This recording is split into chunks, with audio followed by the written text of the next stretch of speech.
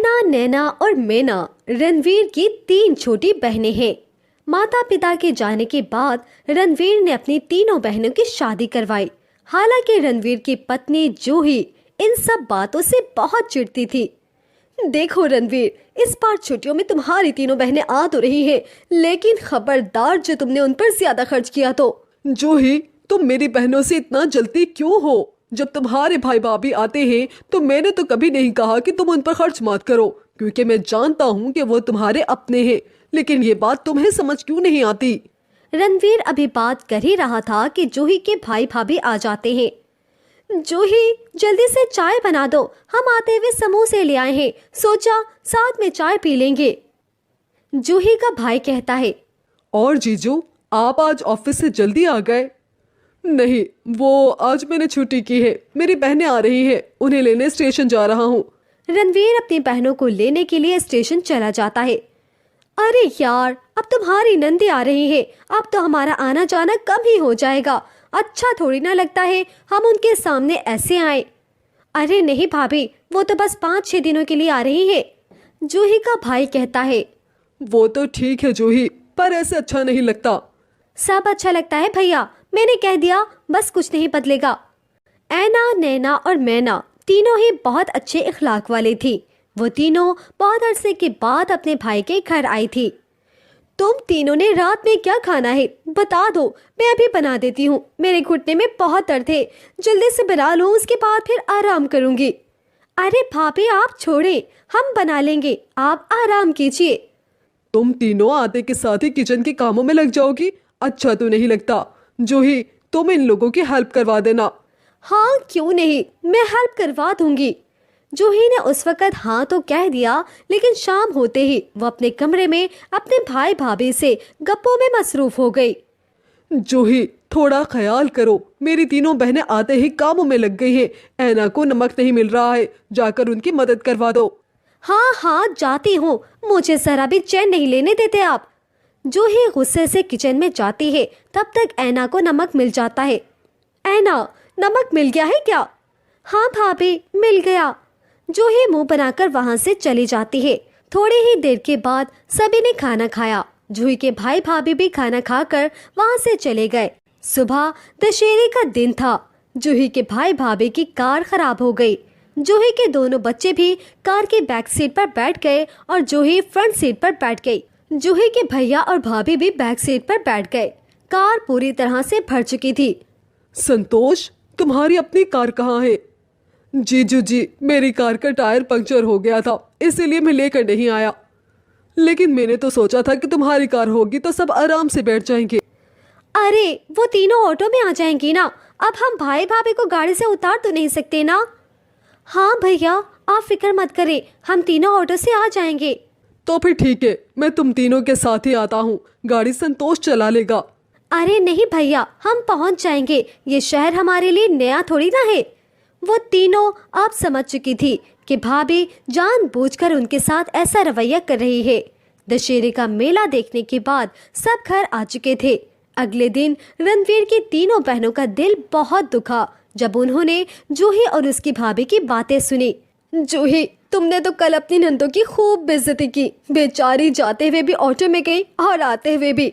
बेइज्जत तो करना ही था भाभी, तीनों हर त्योहार पर मुंह उठाकर आ जाती हैं। मैं उन्हें क्यों जगह देती? मेरे खुद के भाई भाभी क्यों न बैठे? वो सब तो ठीक है, पर तुम्हें जीजू ने कुछ कहा तो नहीं? अरे नहीं भैया, मैंने उन्हें कुछ कहने का मौका ही नहीं दिया। इतना कहकर जूही हंसने लगी। अरे तुम तीनों ये बैग उठाकर कहाँ जा रहे हो? भैया, हम अब घर जा रहे हैं, हमें आए हुए 4-5 दिन हो गए हैं। लेकिन तुम लोगों ने तो 2 दिन और यहाँ रुकना था। अब हम मजीद यहाँ नहीं रुक सकते भैया, भाभी का रवैया हमारे साथ अच्छा नहीं है। ये तो आपने हमें बुलाया, वरना हम तो अपने ससुराल में बहुत खुश हैं। अच्छा, अब हम चलते हैं। अच्छा चलो ठीक है, लेकिन मैं तुम तीनों से माफ़ी मांगता हूँ। मैं तुम्हारी भाभी को कैसे बदलूं, मुझे समझ में नहीं आता। चलो, मैं तुम तीनों को स्टेशन छोड़कर आता हूँ। अरे नहीं भैया, हमने कैब बुला ली है, ऐसा ना हो कि भाभी को ये बात भी हमारी बुरी लग जाए। उस दिन के बाद वो तीनों कभी दोबारा अपने मैके नहीं आई। रणवीर को अपनी बहनों से मिलने का दिल करता तो वो खुद ही उनके घर चला जाता। वैसे भी सही कहते हैं, जहां इंसान की इज्जत ना हो वहां दोबारा नहीं जाना चाहिए। अर्जुन शुरू से ही अमीर होने के ख्वाब देखता था, लेकिन वो मेहनत भी नहीं करना चाहता था। तुम लोग देखना, एक दिन मैं एक अमीर आदमी बन जाऊंगा।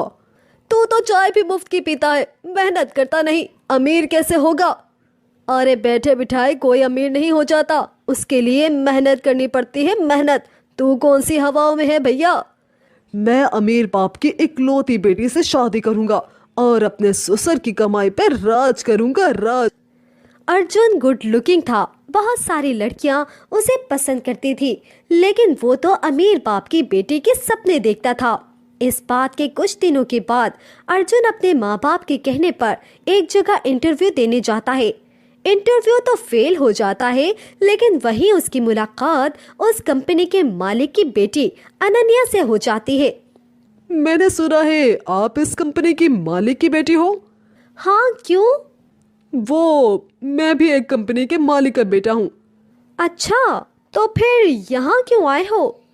वो मेरे पापा चाहते हैं कि कंपनी ज्वाइन करने से पहले कोई एक्सपीरियंस हो जाए। पापा समझते ही नहीं कि मैं किसी दूसरी जगह काम नहीं करना चाहता। सही कहा, ये पापा लोग समझते ही नहीं है। अर्जुन इतना बड़ा झूठ बोलकर अनन्या से नंबर ले लेता है और वहां से चला जाता है। घर जाने के लिए वो बस में बैठा है, तभी एक लड़की बहुत गुस्से में उसके पास आकर बैठ जाती है। क्या हुआ मैडम, आप इतने गुस्से में क्यों हैं? गुस्सा कैसे ना करूं, 2 करोड़ की गाड़ी बीच रास्ते में खराब हो गई, अब मुझे बस पर जाना पड़ रहा है। अर्जुन मन ही मन में सोचता है, हाँ 2 करोड़ की गाड़ी, ये भी किसी अमीर बाप की बेटी लग रही है।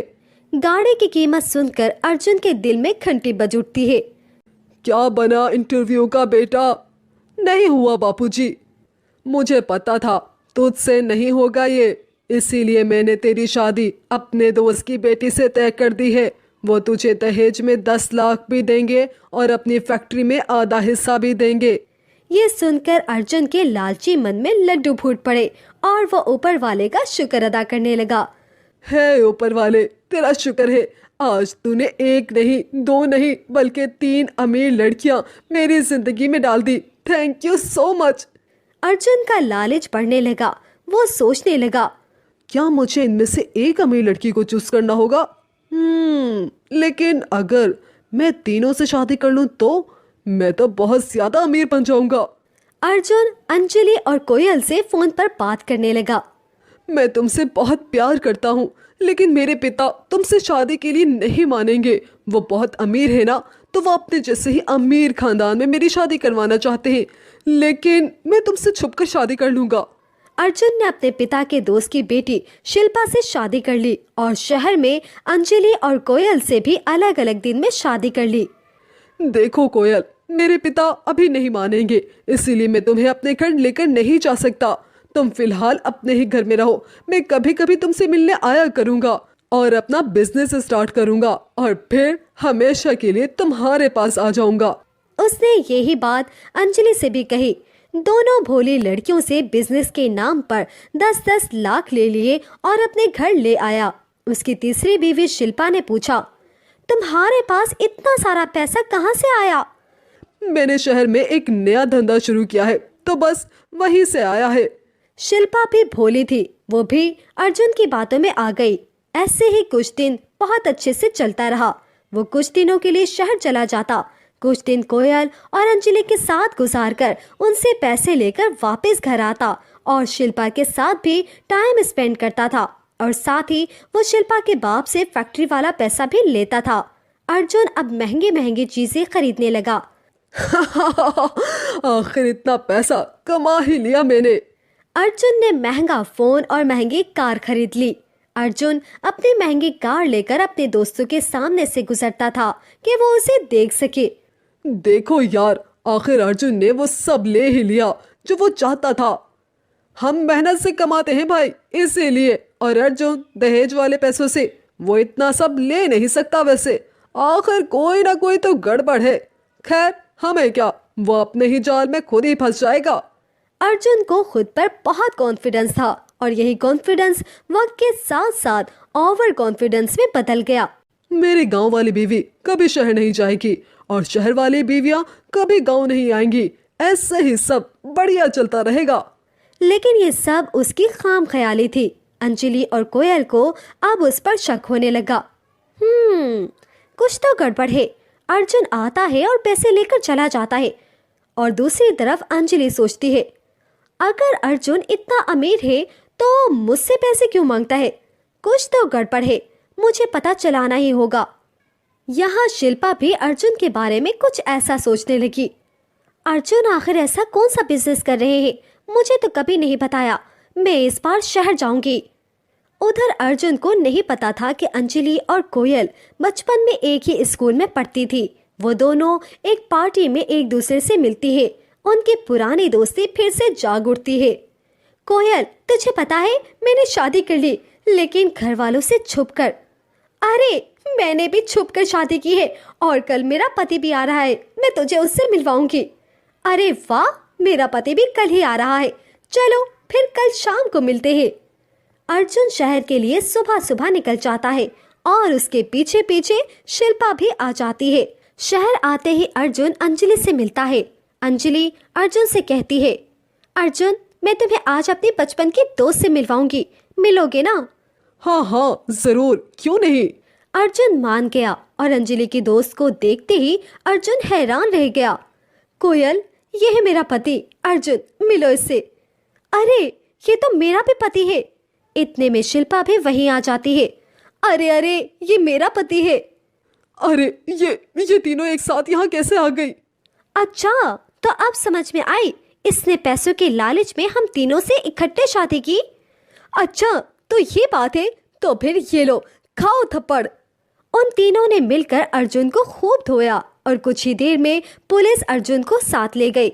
धोखा देने और 3 लड़कियों की जिंदगी खराब करने के जुर्म में अर्जुन को अपनी जिंदगी के बहुत सारे कीमती साल जेल में काटने पड़े। ऐसे ही एक लालची इंसान का अंत होता है। कोकिला के 2 बेटे थे। एक बेटा सोनू और दूसरा करण। दोनों बेटों की शादी हो चुकी थी और उसकी एक पोती भी थी जो कि अब 10 साल की हो गई थी। दोनों बहुओं ने घर को अच्छे से संभाला हुआ था और पूरा परिवार काफी खुशहाली से रहता था। अरे वाह रागिनी बहू, आज तो तुमने कढ़ाई पनीर बनाया है। ये तो सबसे पसंदीदा सब्जी है मेरी। हाँ भाभी, ये तो मुझे भी बहुत पसंद है। आपके जैसा कढ़ाई पनीर तो किसी का बन ही नहीं सकता। हाँ, ये बात तो इन्होंने बिल्कुल सही कही है रागिनी। तुम्हारे जैसा कढ़ाई पनीर तो कोई नहीं बना सकता। मैंने कितनी जगहों का कढ़ाई पनीर खा रखा है, लेकिन आहा, तुम्हारे हाथों जैसा स्वाद कहीं नहीं मिल सकता भाई। हाँ, मेरी माँ कहती है कि हर किसी की कोई एक चीज अच्छी जरूर होती है जिसे कोई भी कॉपी नहीं कर सकता। मेरी ये सब्जी तो मेरे मायके में भी सभी पसंद करते हैं। मेरी मम्मी के हाथ की सब्जी तो मेरी सभी दोस्तों को बहुत पसंद है। वो भी यही कहते हैं कि मेरी मम्मी की तरह की सब्जी तो कोई बना ही नहीं सकता। हाँ, और इससे सुनो, मुझे एक आइडिया आया है। मैं ना अपना क्लाउड किचन खोल लेती हूँ। अब तो मेरा भी बड़ी हो गई है, घर का काम भी जल्दी हो जाता है। तो अरे, क्लाउड किचन चला के क्या करना? और वैसे भी तुम्हें लगता है कि तुम्हें कोई ऑर्डर मिलेंगे? मुझे कोशिश तो करने दे, और मेरा एक भी ऑर्डर एक दिन में हो गया तो मेरे छोटे मोटे खर्चे तो निकल ही जाएंगे ना। अरे बहू, ये क्या क्लाउड किचन का भूत सवार हो गया है तुम पर? पापा जी, मेरी सारी सहेलियां घर पर काम करती हैं, इसलिए मैं भी सोच रही हूँ कि मैं ये कर सकती हूँ। अरे, इससे कुछ नहीं होता, ये सब चोंचले हैं बहू बस। भाभी, ये सब सही कह रहे हैं, आपको इन सब चीजों में नहीं पड़ना चाहिए। मैं तो बस कोशिश करना चाहती हूँ। रागिनी के ससुराल वालों का उसका क्लाउड किचन का आइडिया कुछ खास पसंद नहीं आया था, लेकिन उसको अपना वक्त बिताने के लिए कुछ तो करना ही था। इसीलिए उसने अगले ही दिन अपना क्लाउड किचन रजिस्टर करवा लिया था।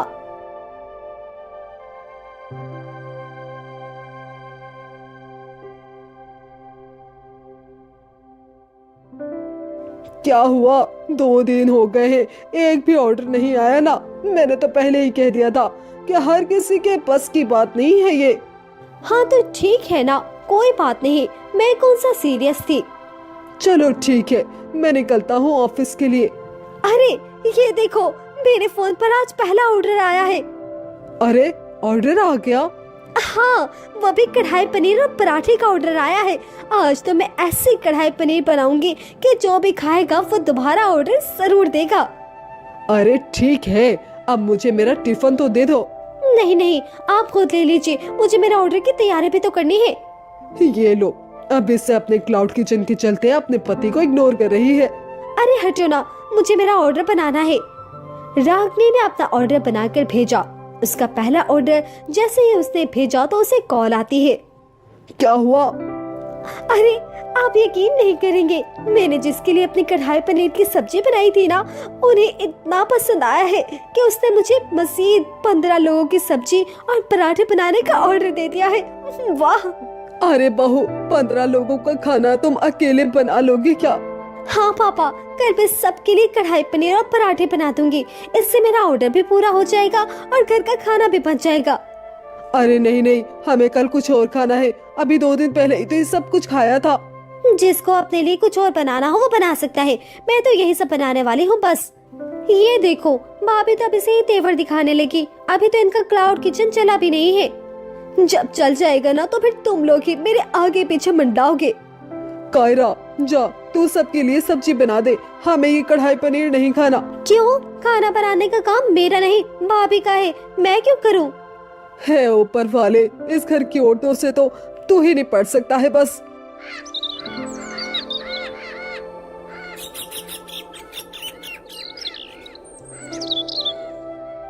रागिनी ने अगले दिन अपने ऑर्डर के हिसाब से 15 लोगों के लिए कढ़ाई और पराठे तैयार कर लिए और जो बच गया था वो घर वालों के लिए रख दिया। लेकिन ये सिर्फ एक दिन की बात नहीं थी। आए दिन उसे कढ़ाई पनीर का ऑर्डर मिलता था और वो घर के लिए यही बनाने लगी। अरे तुम्हारे क्लाउड किचन में क्या सिर्फ यही सब्जी मिलती है? क्यों हमें रोज यही खाना खाना पड़ रहा है? अब तो मुझे कढ़ाई पनीर के नाम से ही नफरत होने लगी है। हाँ रागिनी बहू, मुझे भी अब ये और नहीं खाना बस। हाँ तो मैं कहाँ जबरदस्ती कर रही हूँ? जिसको नहीं खाना तो वो खुद ही कुछ बना ले। देखा, इसका क्लाउड किचन चलने लगा तो कैसे नखरे दिखा रही है ये। इसमें नखरे दिखाने वाली बात नहीं है माँ जी, मैं बस इतना कह रही हूँ कि आप लोगों को तो खुश होना चाहिए कि मेरा क्लाउड किचन अच्छा चल रहा है। आप लोगों को तो मुझ पर फख्र होना चाहिए, लेकिन आप लोग उल्टा मुझे ही बातें सुना रहे हो। भाभी, हम आपको सुना नहीं रहे, लेकिन बस आपको इतना कह रहे हैं कि कढ़ाई पनीर की सब्जी हम लोग रोज रोज नहीं खा सकते। हाँ तो ठीक है, आज से कायरा खाना बनाया करेगी। मैं आपसे सिर्फ अपने क्लाउड किचन पर ध्यान दूंगी बस। हाँ हाँ ठीक है, मैं खाना बना लिया करूंगी। आपको क्या लगता है कि सिर्फ आपको ही खाना बनाना आता है? हाँ, कायरा बहू भी बहुत अच्छा खाना बनाती है। इसकी दाल तड़का खाकर ही तो हमने इसे पसंद किया था। हाँ भाभी, मुझे कम मत समझना आप। चला ले अपना क्लाउड किचन, मैं संभाल लेती हूँ अपने ससुराल की रसोई अच्छे से। हाँ तो बना लो, मैं तो खुश हूँ कि तुम मान गई हो खाना बनाने के लिए। कायरा की जिम्मेदारी लेते ही रागिनी खुश हो जाती है कि उसे ससुराल की रसोई और क्लाउड किचन पर ध्यान नहीं देना पड़ेगा। अब वो सिर्फ अपने बिजनेस पर ही ध्यान दे रही थी। अरे मैं किसी से कम थोड़ी ना हूँ। आज मैं ऐसा खाना बनाऊंगी कि सब देखते रह जाएंगे। आज सबके लिए तड़के वाली दाल और जीरा राइस बनाऊंगी। क्या खुशबू आ रही है। वाह कायरा, आज तो तूने कमाल ही कर दिया।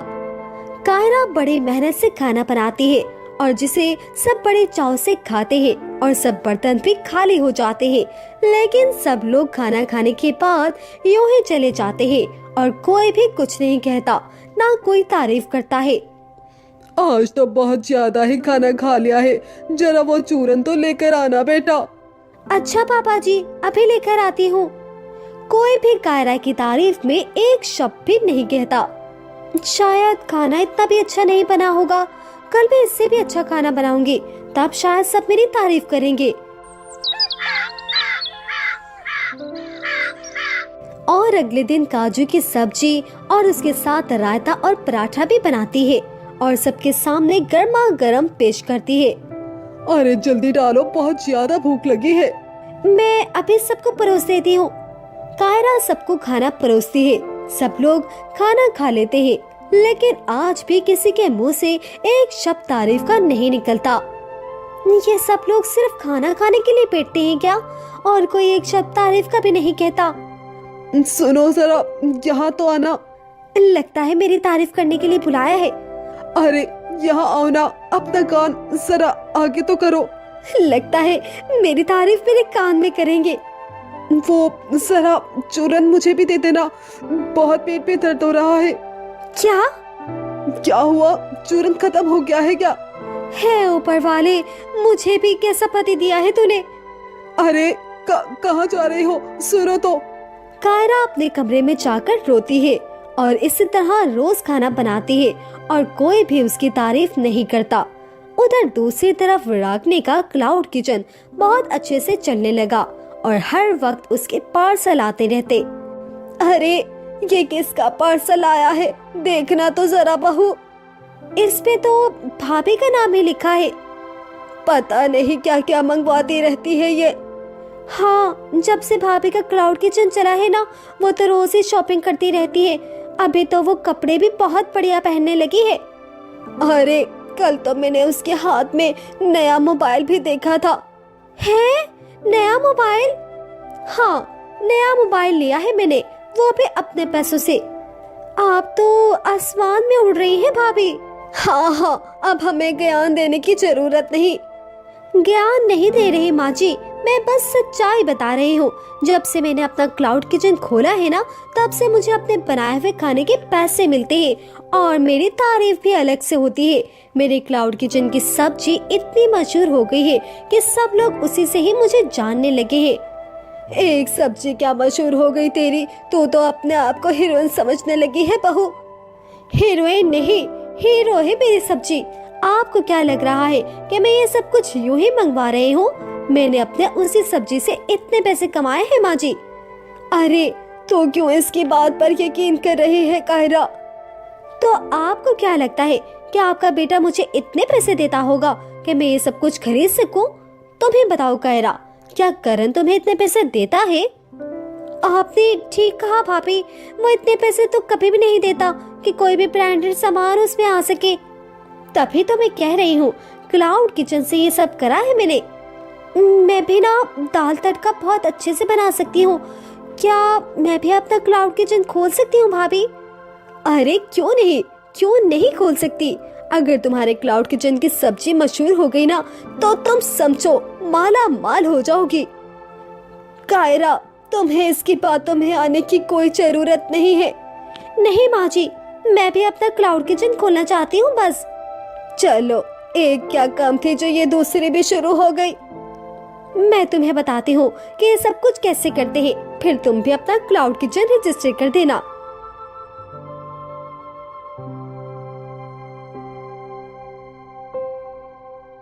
कुछ ही दिनों में कायरा के दाल तड़का और जीरा राइस बहुत मशहूर हो गए थे और अब वो भी रोज यही बनाने लग गई थी। अरे इसने भी अपना क्लाउड किचन खोल लिया है। लो, एक कम थी घर में, जब दूसरी भी उसकी नकल कर रही है। अरे तुम्हें क्या जरूरत थी ये सब कुछ करने की कायरा? अरे आपको नहीं पता, लोगों को मेरे हाथों का दाल तड़का और जीरा राइस कितना पसंद आ रहा है। रोज कई सारे ऑर्डर्स आते हैं। और हमें जो दुख मिल रहा है उसका क्या? अरे कोकिला, ऐसा करना, कल से तुम ही खाना बना लेना। रोज रोज क्लाउड किचन का एक ही खाना खाकर परेशान हो गया हूँ मैं तो। अरे हाँ, अभी मैं बूढ़ी थोड़ी ना हुई हूँ। रागनी की तरह अब कायरा भी अपने वायरल सब्जी को लेकर बहुत ही खुश थी और यहाँ कोकिला दिन रात अच्छा खाना बनाती, लेकिन उसके घर के मर्द ना तो उसकी तारीफ करते और ना ही कदर, जिससे कोकिला का मन भी भारी होने लगा था, जो अब रागनी और कायरा को साफ साफ दिख रहा था। क्या हुआ माँ जी, दुख महसूस हो रहा है ना? ऐसा लग रहा है ना कि हमने जो कुछ भी किया उसकी कोई कदर ही नहीं करता और ना सोचता होगा कि हमने कितनी मेहनत की होगी। ये तो हमेशा से ही होता आया है बहू। हर मर्द को ही लगता है कि ये तो हर महिला का द्रव है, इसीलिए हम किसी की तारीफ सुनने के लिए और कोई प्यार से एक शब्द बोल दे उसको तरस ही जाते हैं। माँ जी, इसलिए भाभी और मुझे समझ में आ गया है। माँ जी, मैं तो कहती हूँ आप भी अपने लिए क्लाउड किचन खोल ही लीजिए, जिससे आपको आपकी मेहनत का दाम भी मिलेगा और तारीफ भी होगी। लेकिन घर के सारे मर्द, उन्हें तो अब समझ आएगा। अब तीनों ने अपना क्लाउड किचन अच्छे से चलाना शुरू कर दिया था। अब रोज रोज उन्हें यही खाना खाना पड़ता था। अरे पापा जी, अब क्या करें? लगता है बाहर से ही कुछ ऑर्डर करना पड़ेगा। हाँ बेटा, पड़ोस में भी क्लाउड किचन खुला हुआ है, उसी से कुछ मंगवा लेते हैं। अरे भैया, घर के क्लाउड किचन की सब्जी की अगर वक्त पर कदर की होती तो आज ये दिन ना देखना पड़ता हमें। हाँ सोनू, ये बात तो सही कही है तूने। अरे दोस्तों, इन्हें देखकर आप भी अपने लिए अपनी घरवाली की तारीफ कर ही लिया करें। कहीं ऐसा ना हो कि आपके लिए भी क्लाउड किचन से ऑर्डर करने का वक्त आ जाए।